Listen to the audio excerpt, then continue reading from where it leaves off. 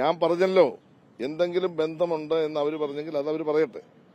ഇന്നലെ പറയുന്നത് അതൊരു പഞ്ചായത്തിലെങ്ങാണ്ട് ഞങ്ങൾക്ക് ഒരു മെമ്പർ വോട്ട് ചെയ്തത്.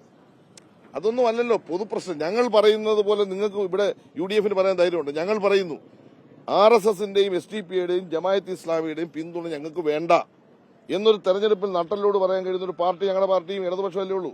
ഇത് വേണ്ട എന്ന് പറയാൻ UDFനോ കോൺഗ്രസ് കഴിയുന്നുണ്ടോ? ബാക്കി കാര്യമെല്ലാം കൂടെ ഞങ്ങളെ സഹായിച്ചിട്ടുള്ളോ ഞങ്ങളെ സഹായിച്ചില്ല, അത് വിട്ടേര്. ഞങ്ങളിപ്പോൾ പറയുന്നു ഞങ്ങൾക്ക് ആ സപ്പോർട്ട് വേണ്ട. ഞങ്ങൾ അവരെടുക്കുന്ന രാഷ്ട്രീയ നിലപാടിനോട് ഞങ്ങൾക്ക് യോജിപ്പില്ല. ഞാൻ അതാണ് പറഞ്ഞു, അവരോട് വേറെ വ്യക്തിപരമായ പ്രശ്നമല്ല. അവർ ഉയർത്തിക്കൊണ്ടുവരുന്ന ഒരു സന്ദേശം കേരളത്തിൽ അപകടം ചെയ്യും. കാരണം RSS ഉയർത്തുന്ന ഒരു രാഷ്ട്രീയം കേരളത്തിൽ പരാജയപ്പെടുത്താൻ ഇടതുപക്ഷം ശക്തമായ നിലപാട് സ്വീകരിക്കുമ്പോൾ ആ രാഷ്ട്രീയത്തെ എതിർക്കേണ്ടത് വർഗീയമായിട്ടാണ് എന്നാണ് ഇവിടെ മുസ്ലിം ലീഗും ഇവിടെ SDPയും ജമാഅത്ത് ഇസ്ലാമും പറയുന്നെങ്കിൽ RSS ഇവരുമായിട്ട് എന്താ വ്യത്യാസം? അതുകൊണ്ട് ഈ രണ്ടിനെ എതിർക്കേണ്ട ഒരു കാലത്തേക്ക് കേരളം എത്തി. ഇല്ലെങ്കിൽ കേരളം നിലനിൽക്കില്ല. ആ മതേതര സ്വഭാവം നിലനിർത്താൻ വേണ്ടിയുള്ള പോരാട്ടത്തിൽ ജനങ്ങളെ ഒന്നിച്ചു നിർത്തണം. ഹിന്ദു മുസൽമാനും ക്രിസ്ത്യാനിയൊക്കെ വിശ്വാസികളാണ്. അവരെല്ലാം ചേരുന്ന കേരളമാണ് ഞങ്ങൾ പ്രതീക്ഷിക്കുന്നത്. അതാണ് കേരളത്തിന്റെ നിലനിൽപ്പ്. ഇന്ത്യക്ക് ലോകത്ത് നമ്മൾ മാതൃകയായി നിൽക്കുന്ന അതിന്റെ ഭാഗമായിട്ടാണ്.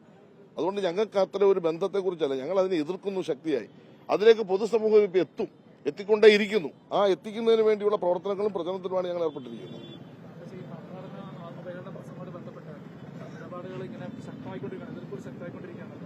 അല്ല, അതൊരു ഡിസ്കഷന്റെ ഭാഗമായിട്ട് വരുന്നത്. അതൊന്നും ഇപ്പൊ കോടതിയുടെ മുമ്പിൽ ഇരിക്കുന്ന കാര്യങ്ങൾ, അതിനൊന്നും ഞാൻ മറുപടി പറയുന്നില്ല. അതൊക്കെ ഒരു വലിയ വിഷയമല്ലയോ? എന്നെ പോലൊരു പാവപ്പെട്ട മാത്രം അതിന് വിശദീകരിക്കേണ്ടതായിരുന്നു. അതൊക്കെ അതിന്റെ വഴിക്ക് വഴിയെ വരുമ്പോൾ നമുക്കത് കാണാം. അല്ല, അതൊക്കെ ഞാൻ മിനിഞ്ഞാന്നേ മറുപടി പറഞ്ഞില്ല.